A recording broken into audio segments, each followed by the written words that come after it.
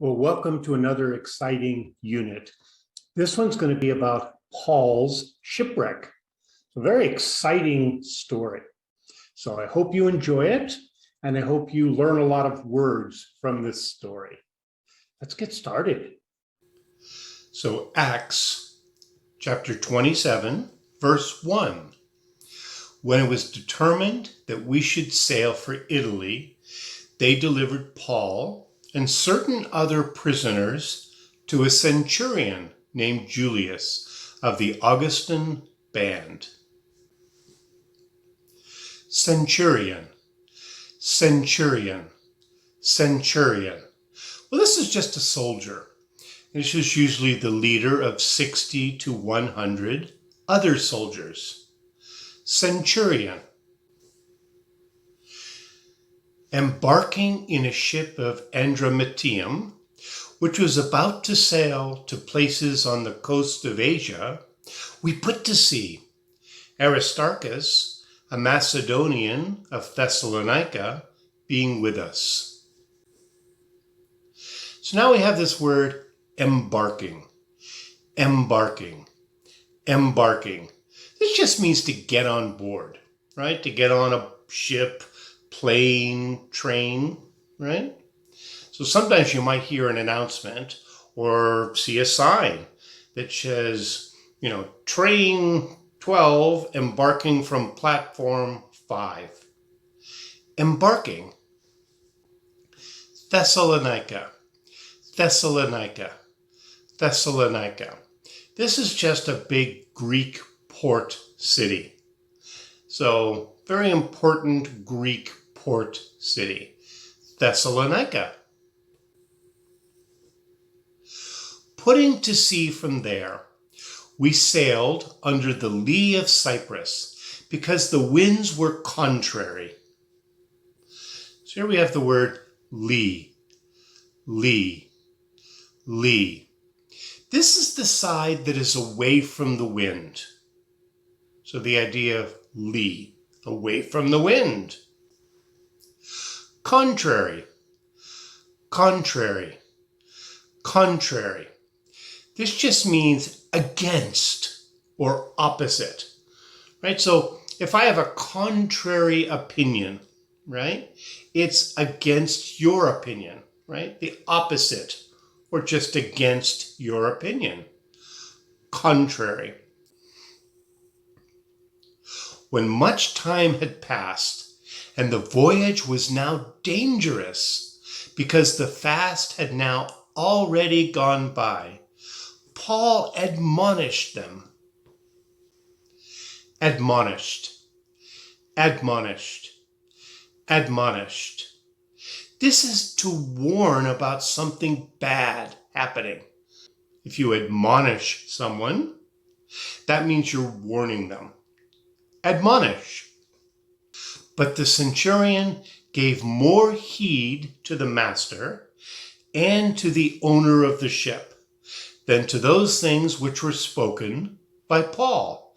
Makes sense. Paul here is a prisoner, and the master and the owner, they're his bosses, the centurion's bosses. Why should he listen to Paul? Heed, heed, heed. This means to pay attention to. So if you heed, let's say a warning, heed a warning, I better pay attention to this. This might be serious. Heed, pay attention to.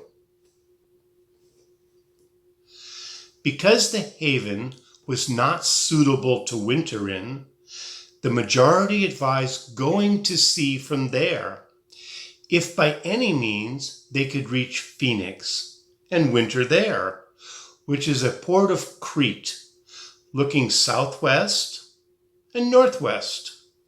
Suitable, suitable, suitable.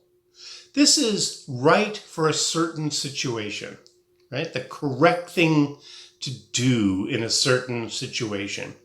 Like, what's the suitable clothing for this occasion? If it's a really fancy occasion, maybe I'll wear a tuxedo. Very fancy clothes. But if it's a casual occasion, maybe I'll just wear jeans and a t-shirt, and that's enough. What's the suitable clothing? Suitable. Advised. Advised. Advised. This is to do as someone recommends, right? Advised. I think you should do it this way. Advised. So now we have these direction words. Southwest, southwest, northwest, northwest, southeast, southeast, northeast. So the direction words, very important for giving directions, knowing where you are. Southwest, northwest, southeast, northeast. When the south wind blew softly, supposing that they had obtained their purpose, they weighed anchor and sailed along Crete, close to the shore. Weighed anchor, weighed anchor, weighed anchor. This is to take up or lift up the anchor. Kind of sounds like weighing the anchor. How much does it weigh? Does it weigh 12 kilograms? No, weighing anchor means to lift it up, bring it up out of the water. Weighed anchor. After they had hoisted it up, they used cables to help reinforce the ship. Fearing that they would run aground on the Syrtis sandbars, they lowered the sea anchor and so were driven along. Very exciting story.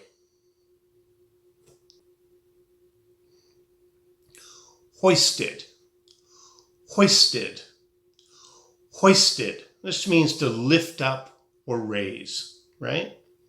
Carrying on with the same theme from before. Hoisted, lift up or raise. Hoisted, hoisted, hoisted.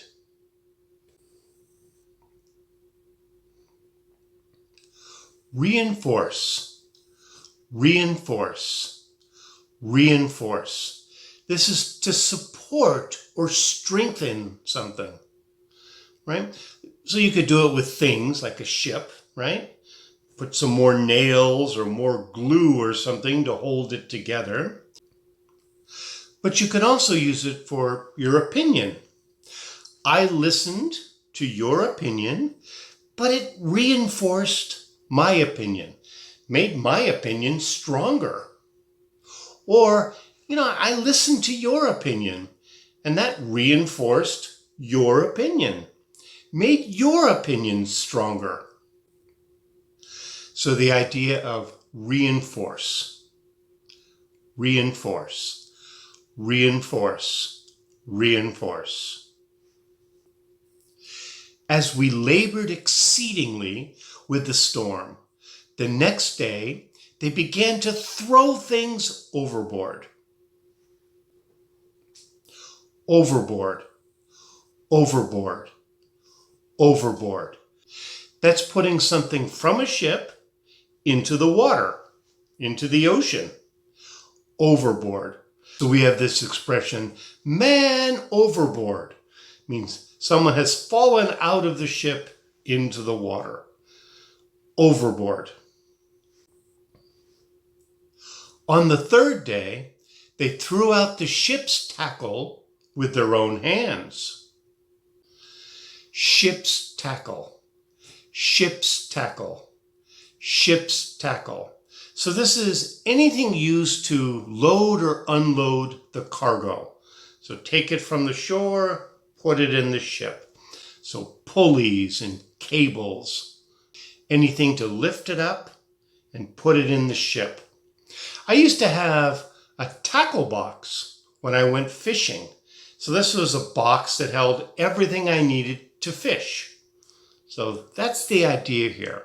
Ship's tackle, my tackle box, same ideas. Now I exhort you to cheer up, for there will be no loss of life among you, but only of the ship. Exhort, exhort, exhort. This means to encourage strongly, right? You can do it. Exhort. Cheer up, cheer up, cheer up. This just means to get happy. So if you cheer up, get happy. But we must run aground on a certain island, like this island here. Looks like an island. Run aground, run aground, run aground. This means to hit the shore, right? You don't mean to, but you're hitting the shore. Run aground. They took soundings and found 20 fathoms. After a little while, they took soundings again and found 15 fathoms. Soundings, soundings, soundings. This is just measuring the depth of the water. How deep is the water? Soundings. Fathoms, fathoms, fathoms. A fathom is around 6 feet. Fathoms. So then we can have 20 fathoms. It's around 120 feet, 36.6 meters. 15 fathoms is 90 feet. So they're getting closer and closer to the shore. Something exciting is about to happen.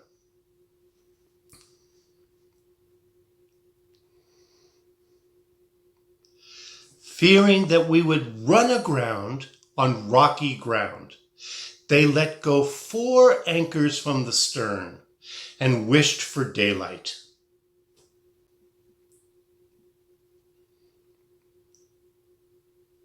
So now we have these 4 directions on the ship, right? We have our little boat over there.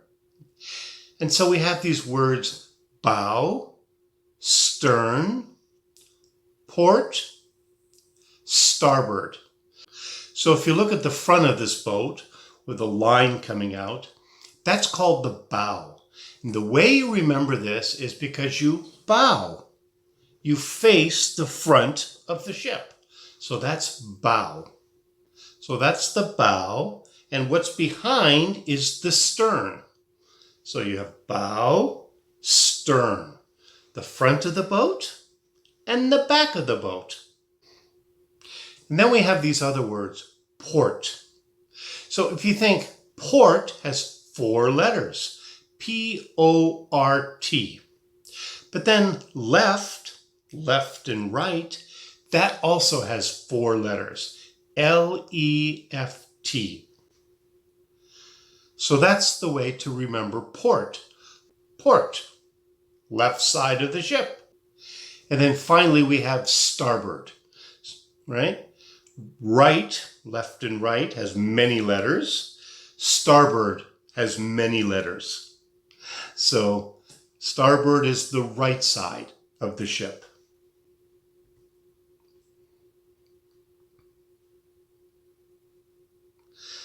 So now we know the 4 directions: bow, stern, port, starboard, right? Bow is the front, stern is the back, port is the left, starboard is the right. So now you know your way around a ship. You'll learn a lot from these units. Casting off the anchors, they left them in the sea.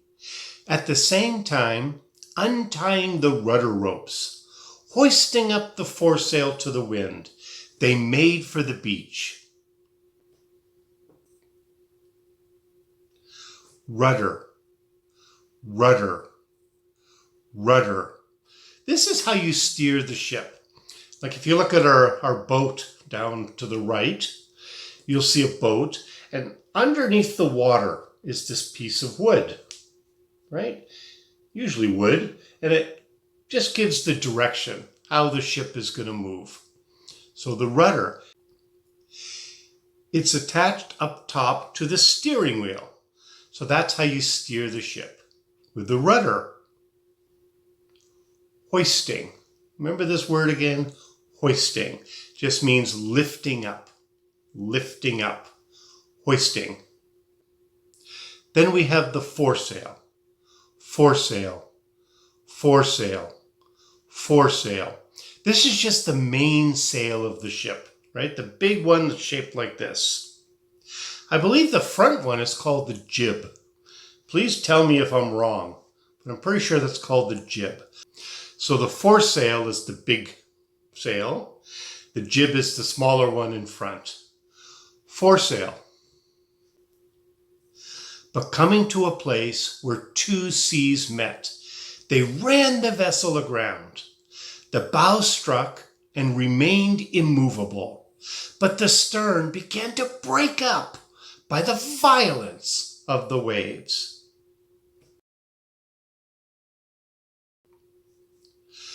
Vessel, vessel, vessel.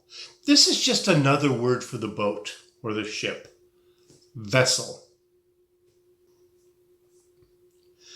Violence, violence, violence. If we remember from the unit on Noah's Ark, we saw that violence was physically hurting people.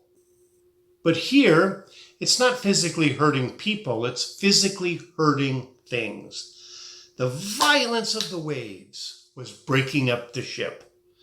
Physically hurting things. Violence. And the rest should follow, some on planks, and some on other things from the ship. So they all escaped safely to the land. Planks, planks, planks. This is a thin, long piece of wood, like the picture you see on the screen there, right? And so they hung on to this plank, this long piece of wood. So if you can't swim, you hold on, drift into shore. I'm sure many people were saved by these planks. Planks. Acts chapter 28, verse 1. When we had escaped, then they learned that the island was called Malta. So here they are safely on Malta. This is the map of Malta. It's still an island, still a country today. Malta. They all made it safe. What an exciting story. I hope you enjoyed it. So I hope you learned a lot from this unit. All kinds of words about boats, nautical words, and just all kinds of things about sailing and, the wind movements. A lot of very useful words. And this idea of Malta, this place, I've actually been there. Spent a few days there once. And my hotel supposedly looked right onto the place where Paul was shipwrecked, according to the definition and how the story described things. So I was staying at a hotel looking right onto that spot. So this seems like a real story to me in history, but you decide. In any event, we learned a lot of great words. Hope you've enjoyed this unit as much as I have. And have a great day and enjoy learning English. Great fun to learn English. See you next time. Bye.